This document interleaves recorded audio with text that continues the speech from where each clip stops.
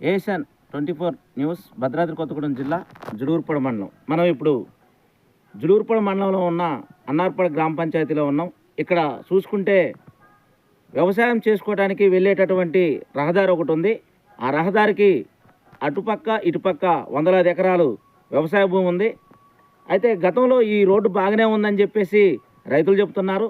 అభివృద్ధి పేరుతో అటు సైడు ఇటు సైడు కంతకాలు తీసి ఆ కంతకాలు తీసినటువంటి నల్లటి రేగడ మట్టి దారి మీద పోయటం వలన వర్షం పడితే 4 చినుకులు పడ్డా కానీ నడవైదు కావట్లేదని చెప్పేసి రైతులు అంటున్నారు.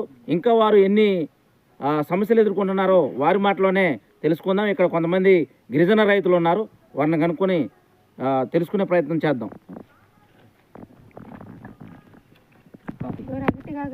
మీ పేరండి?